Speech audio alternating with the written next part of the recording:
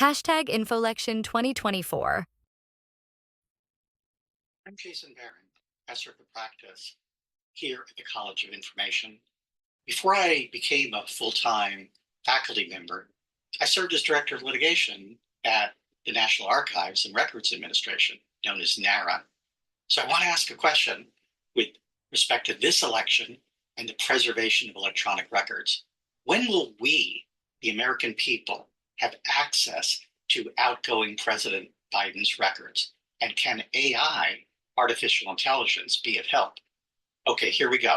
The archivist of the US takes legal custody of all of the outgoing president's records on Inauguration Day. In practical terms, this translates not just in receiving physical possession of lots of boxes of records, but much more importantly, petabytes of presidential email records, audio and video media, White House photos, and many other forms of digital materials are transferred into NARA's custody.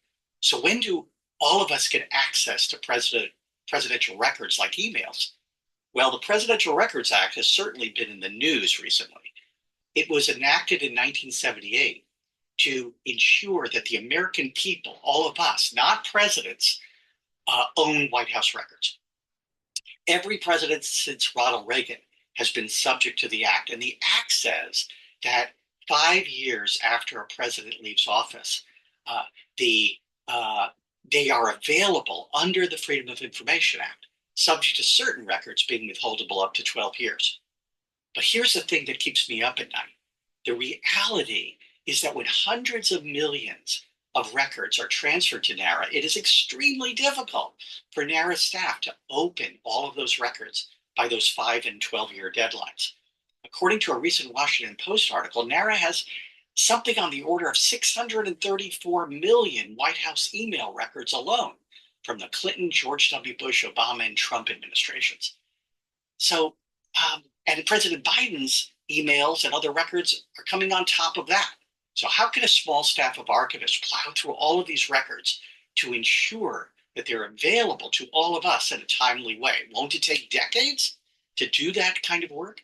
As a practical matter, these records contain all sorts of sensitivities that preclude wholesale access.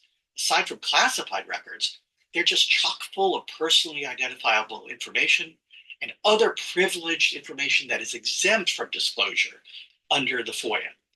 Well, given these numbers, performing searches for electronic records cannot be reasonably accomplished without artificial intelligence in the form of machine learning.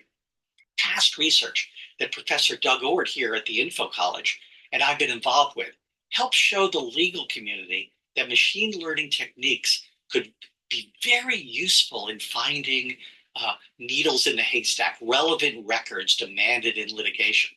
And today, courts routinely find acceptable that searches using what has come to be known as technology-assisted review can more efficiently and accurately find records in huge accumulations of data. And these same techniques can be applied to NARA's growing mountain of presidential records. More recent research that Doug and I have done have explored using AI and generative AI in the form of ChatGPT to segregate out exempt, withholdable material in documents from material that should be given out to requesters under the FOIA. All of us benefit from NARA's important mission of preserving records documenting American history. Using AI in the future, records are going to be searched faster, not just at NARA, but across the federal government. It's something that I think about every day when I think about this upcoming election and government transparency. #InfoLection 2024.